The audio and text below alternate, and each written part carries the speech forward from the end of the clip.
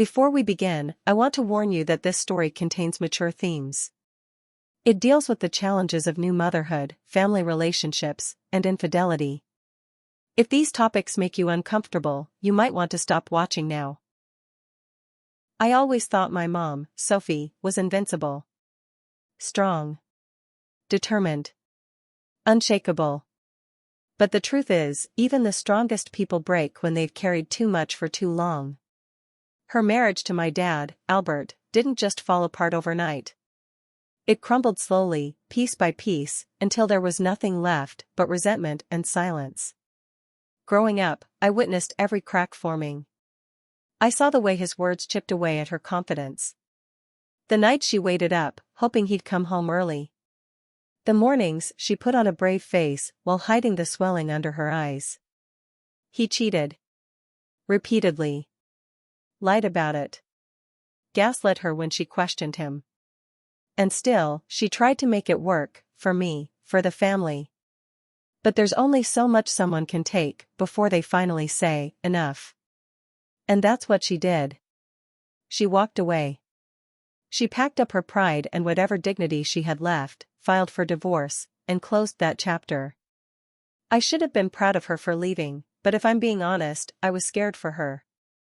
The years of trying to hold everything together had left her exhausted and unsure of who she was without him. I saw her sitting at the kitchen table late at night, staring at her phone, scrolling endlessly like it might give her the answers she needed. I wanted to help. I wanted to fix everything, but how do you help someone who spent their entire life putting others first and has no idea what it means to put themselves first? That's when I came up with the idea. It wasn't perfect, but it felt like something. Let's go out, I said. Let's do something fun. Just you and me. She brushed me off at first, but I wasn't letting it go. I knew she needed this. I needed this. So, I pushed harder. What about that convention I'm going to? Come with me. We can dress up. Just for fun. I'll even make the costumes. I saw her hesitate. That flicker of interest and doubt wrestling in her eyes. Costumes? She asked, raising an eyebrow. You really think I'm the type to walk around in a ridiculous outfit? Not ridiculous. Sexy, I said with a grin. And don't act like you can't pull it off. You'd kill it. I saw it then. The crack in her resistance. She laughed, genuinely laughed, for the first time in what felt like years. And just like that, the plan was set. We spent the next few weeks putting the costumes together. Matching designs. Mine was sleek and edgy, but hers? Hers was stunning. Tight in all the right places, showing off curves she'd forgotten she had. When she stepped in front of the mirror the night before the convention, she barely recognized herself. Neither did I. You're glowing, I said. And she was. The day of the convention felt like stepping into another world. Crowds, music, flashing lights. People asking to take pictures with us, complimenting our outfits. For the first time in years, my mom wasn't just existing, she was alive. She was laughing, posing, playing along. But there was still that vulnerability. That small, lingering insecurity. She kept checking her phone, pulling at the hem of her skirt, worrying she looked too much. I kept reassuring her she didn't. And when we were invited to an after-party later that night, I saw something in her eyes I hadn't seen in years, excitement. Let's go, she said, grabbing my hand. And just like that, everything shifted. The after-party buzzed with energy the moment we walked in. Music pulsed through the dimly lit room, and voices blended into a steady hum. People spilled out onto the balcony, laughter echoing over the railing. The air felt electric, charged with possibility, and for the first time in a long time, my mom, Sophie, looked like she belonged in it. Her shoulders weren't hunched anymore. She wasn't fidgeting with the hem of her skirt or glancing nervously around the room. She stood taller, smiled brighter. And when a group of guys approached us, it was like something inside her clicked. You two are absolutely killing it tonight, one of them said, his eyes bouncing between us. Can we grab a picture? Mom laughed, the sound easy and carefree, and nodded. We posed for a few shots, arms draped over each other, and I saw it, the spark she'd buried for so long was finally flickering to life again. And men noticed. Compliments poured in. You're stunning. You two must be sisters. Seriously, are you even real? And every time someone said it, I saw her light up a little more. She started leaning into the attention, twirling strands of hair around her fingers, tilting her head when she laughed. She was glowing, and part of me felt proud. But another part, the part that still saw her as my mom, as the person who held me when I cried and packed my lunches, felt a knot tightening in my stomach. They're eating you up, I said, nudging her playfully. Stop, she said, but she didn't mean it. She was smiling too hard. I kept up my supportive act, hyping her up whenever her confidence wavered. But I'd be lying if I said I didn't feel the heat of eyes on me, too. Younger guys, older ones, they noticed both of us. And it was hard to ignore the shift when some of them started looking at us as a pair. That's when he appeared, Dominic Rowe. He wasn't like the others. His confidence wasn't loud or forced. He didn't need to make a big entrance or shout over the music to be noticed. He just was. Dark hair, sharp jawline, and the kind of smirk that made you forget to breathe for a second. And the moment he spotted us, I felt it. His attention. Unwavering, steady, and sharp enough to cut through the crowd. You two look unreal, he said, his voice smooth and low, almost like a secret. Mom blushed instantly, and I hated how obvious it was. But I couldn't blame her. He was magnetic. Thanks, she said, tucking her hair behind her ear. Dominic didn't just look at her. He studied her. Slowly, deliberately, like he was memorizing every inch. And then, just as I was about to step back and let them have their moment, he shifted his gaze to me. And you, wow. I froze. I wasn't expecting that. Neither was Mom. I saw the flicker of something in her eyes, surprise, maybe insecurity. She covered it quickly, but it was there. And just like that, the energy in the room changed. Dominic didn't back down. He spoke to both of us, his words perfectly balanced to keep us hanging on, but his touches were different. A hand brushing against Mom's shoulder. Fingers lingering a second too long against my wrist when he passed me a drink. It was subtle, but it wasn't. And I felt it every single time. Mom noticed too. I could see it in the way her smile faltered now and then, how her laughter started sounding more forced. She wanted him. I knew she did. But so did I. And that scared me more than I wanted to admit. He's into you, I whispered when he stepped away to grab another round of drinks. Don't be ridiculous, she said, but her cheeks were flushed. No, seriously. He likes you. Go for it. I don't know why I said it. Maybe I thought if I pushed her toward him, it would make my own feelings go away. Or maybe I wanted to prove to myself that I didn't care. Either way, she took the bait. She leaned in when he came back. Laughed at his jokes. Touched his arm casually like it wasn't deliberate. But then he did it again, looked at me. And this time, he didn't even try to hide it. You two are dangerous together, he said. I can't tell if I should be intimidated or impressed. Mom smiled, but I could tell it wasn't as easy as before. Something about the way he said it unsettled her. And honestly, it unsettled me too. But we didn't stop. We didn't walk away. When the party started winding down and Dominic suggested heading up to the hotel rooms to keep the night going, I expected Mom to hesitate. She didn't. She grabbed my hand, smiled, and said, "Let's go." And just like that, the knot in my stomach grew tighter. The hotel room felt smaller than it should have. Maybe it was the dim lighting or the hum of the air conditioner.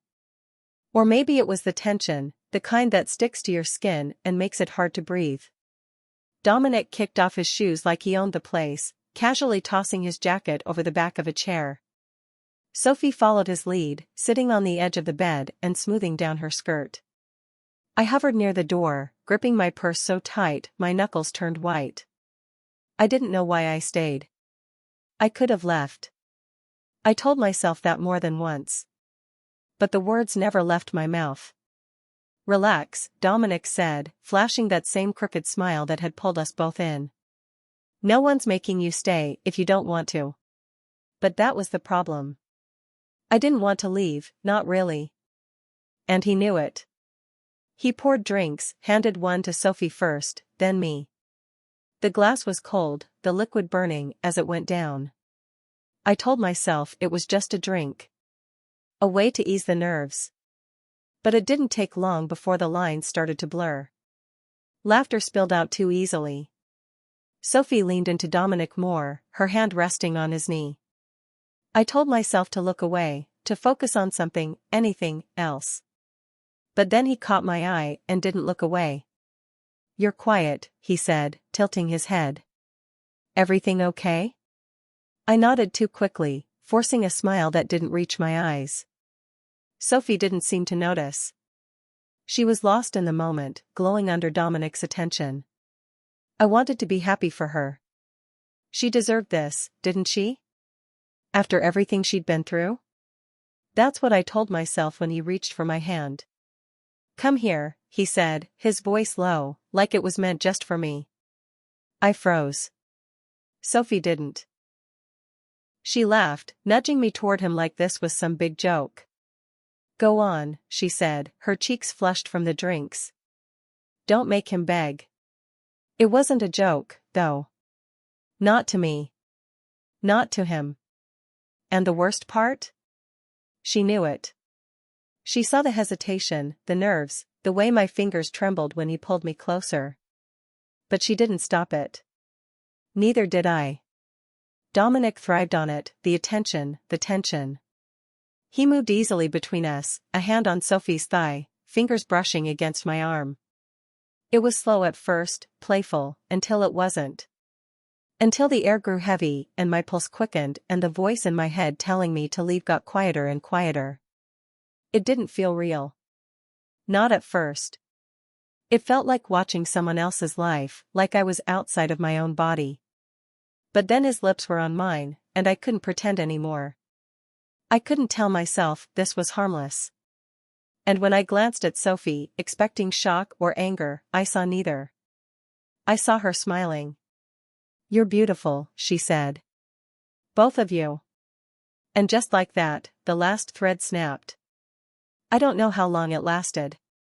Time blurred together the way the sheets tangled around our legs. All I know is that at some point, the guilt crept in. It hit me in waves, between the laughter, between the touches. I looked at my mom, at the way she lit up under Dominic's gaze, and hated myself for ruining it. For taking something that was supposed to be hers and letting it become this. But it was too late to stop. Sophie didn't seem to have the same doubts. She glowed in a way I hadn't seen before. For the first time in years, she wasn't a mother or an ex-wife. She was just a woman, desirable, wanted. And I think that's what scared me most. She didn't look ashamed. She didn't hesitate. She leaned into it, let herself get lost in it, and didn't look back. Dominic knew exactly what he was doing. He knew how to keep us both hooked, how to balance the jealousy just enough to keep it from boiling over. One moment, his attention was all on Sophie, whispering in her ear, making her laugh. The next, his eyes were on me, dark and deliberate, daring me to keep up.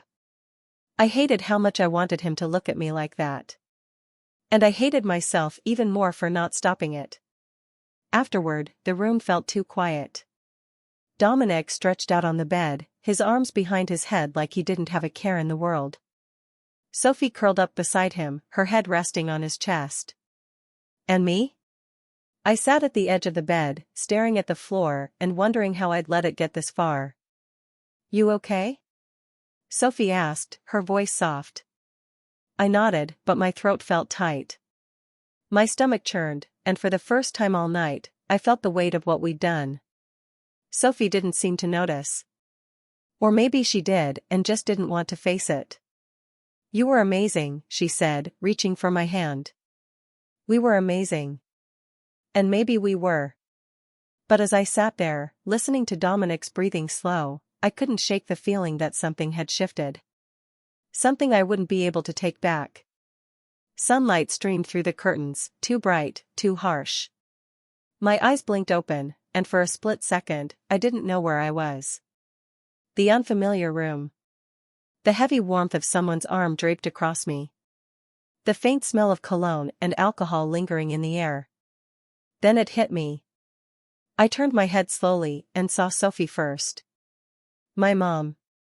Curled up against Dominic like she belonged there, her hair messy and her makeup smudged, but with a look of peace I hadn't seen on her face in years.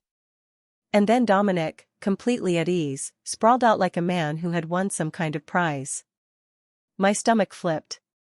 I sat up carefully, trying not to wake them, but Sophie stirred anyway. Her eyes opened, meeting mine, and for a moment, neither of us spoke. We didn't have to.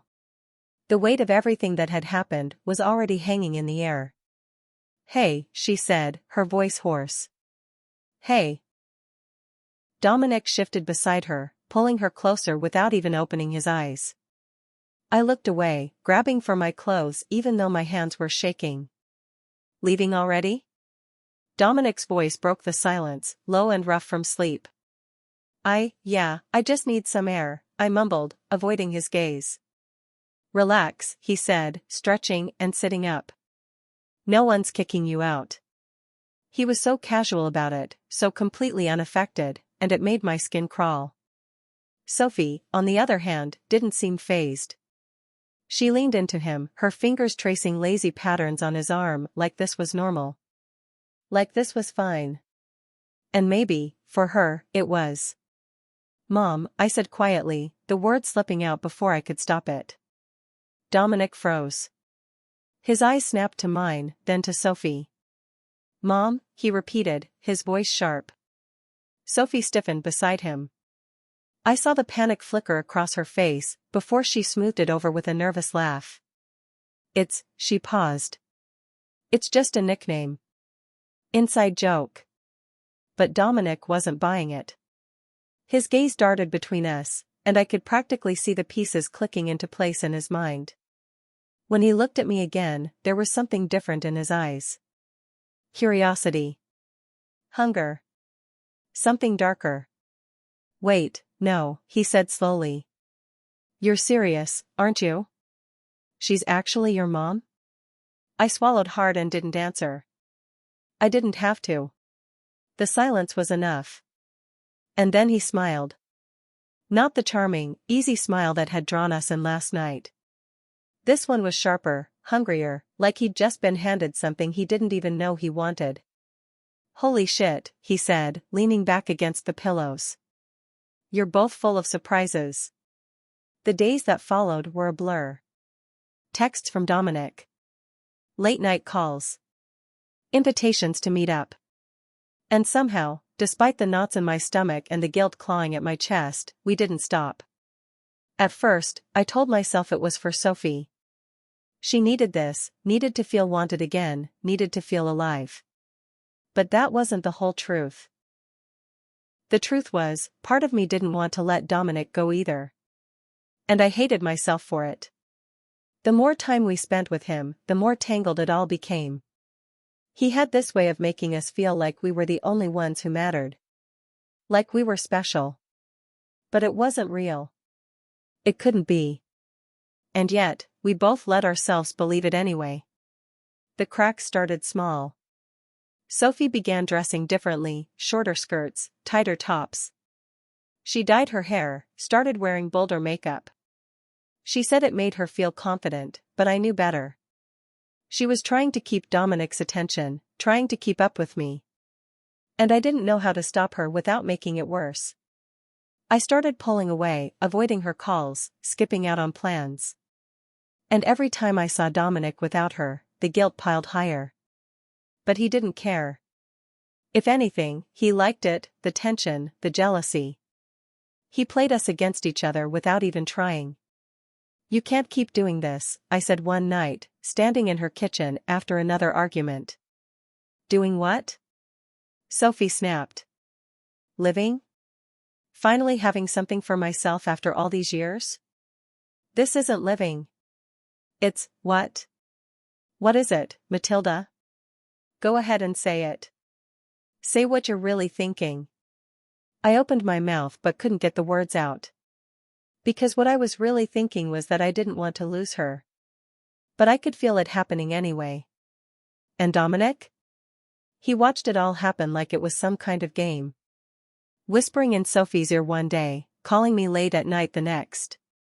Always keeping us just close enough to him, and just far enough from each other, to make sure neither of us walked away. The final blow came when I caught Sophie crying in her bedroom. She didn't hear me at first, and I almost left without saying anything. But then she looked up, and the mask she'd been wearing for weeks finally cracked. "I don't know who I am anymore," she said, her voice barely above a whisper. "You're my mom," I said. "You're Sophie." "That's enough." She shook her head. "No, it's not. Not for him." And that's when I knew. We weren't just losing ourselves. We were losing each other. And neither of us knew how to stop. I stared at the test in my hand, my breath stuck somewhere between my lungs and my throat. 2 pink lines. Clear as day. No mistaking it. No taking it back. Pregnant. I set it down carefully, like it might explode if I moved too fast, and reached for my phone. My fingers hovered over Sophie's name, but I couldn't do it. Not yet. Not until I could breathe again. The mirror caught my reflection, and I hated what I saw. My eyes were red, my cheeks blotchy, and my lips pressed so tightly together I thought they might split. I looked small. Lost. Trapped. And the worst part? I didn't even know if I wanted out. I finally worked up the courage to call Sophie later that night. I expected shock. Maybe even tears. What I didn't expect was silence. "Mom?" I said after a few seconds. "Say something." She didn't. Not right away. But when she did, it wasn't what I thought I'd hear. "I'm pregnant too." I almost dropped the phone. My head spun, and my stomach twisted in ways I didn't think were possible. "What?" "I just found out today," she said, her voice hollow. "I didn't know how to tell you." I couldn't breathe. My hand started shaking, and suddenly, the room felt too small. "Dominic?" I asked, even though I already knew the answer. "Who else?" And just like that, the world tilted. The room blurred. The floor felt like it might swallow me whole. My mom, my mother, and I were both pregnant by the same man. And there was no undoing it. We met up the next morning. Neither of us spoke at first. We just sat there, staring at the table between us like it might give us answers. Sophie was the first to break. "This isn't what I wanted," she said quietly. "I thought I was starting over. That this would be different." "It's not," I said. "It's the same. The same mistakes, the same lies, just with someone else." "Don't do that," she snapped, her voice sharper than I expected. "Don't make this about me." "How can I not?" I shot back. "We're in this together now, whether we like it or not." Her face crumbled then. Tears welled up in her eyes, but she blinked them back, refusing to let them fall. And suddenly, all the anger drained out of me. "I don't know what to do," she whispered. "I don't know how to fix this." And the truth was, I didn't either. We called Dominic that night. Told him we needed to talk. He showed up to Sophie's house an hour later, looking as smooth and confident as ever. Like this was just another game. "You both look serious," he said, stepping inside. "What's going on?"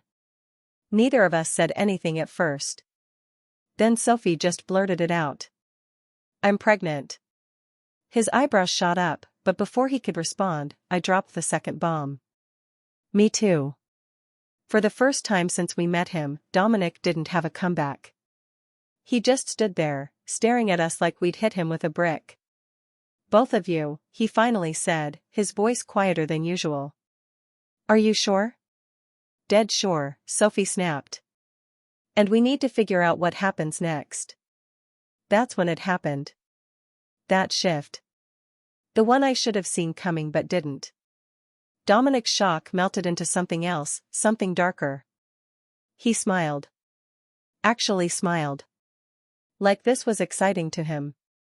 This could work, he said, stepping closer. Think about it. The three of us, raising these kids together. A family. How many people get a chance like this? Are you serious? I said, my voice shaking. This isn't some fantasy. These are our lives. Exactly, he said, turning to Sophie. We're already connected. Why fight it? Sophie didn't say anything, but I saw it. The flicker of doubt. The same insecurity that had pulled her into his orbit in the first place. And he saw it too. You don't have to do this alone, he said, his voice softer now. Neither of you do. I wanted to scream. To shake her and make her see what I saw, how manipulative he was, how dangerous this could become. But Sophie didn't move. She didn't say no. The days that followed were hell. Sophie clung to Dominic like he was her lifeline, desperate to believe he'd save her from repeating her past. And I felt like I was drowning. Jealousy gnawed at me every time he touched her, but the guilt came just as quickly. This wasn't normal. It wasn't okay. And I knew it. I started pulling away again, dodging calls, skipping dinners. But it didn't stop Dominic from showing up, from pushing himself deeper into our lives. And Sophie let him. He's trying, she said one night when I finally snapped. He's doing his best. No, he's not. I yelled. He's doing what he always does, keeping us hooked so we won't walk away. Her face hardened, but I didn't care anymore. I can't do this, Mom. Not like this. Then don't, she said coldly. But I'm staying. And just like that, the cracks between us split wide open. I sat alone in the doctor's office, my hands pressed against my stomach like I could somehow protect what was growing inside me. The room felt sterile, white walls, white lights, everything too bright and too clean. But inside, I felt messy. Torn. And no amount of scrubbing could fix it. Sophie wasn't there. She couldn't be. Not after what she'd decided. And maybe that's what hurt the most. She wasn't just walking away from Dominic. She was walking away from this baby too. I thought I understood why. She said she couldn't do it, couldn't bring another child into the world under these circumstances. She wasn't strong enough to start over again, to risk repeating the same mistakes. And maybe she was right. But I couldn't let go.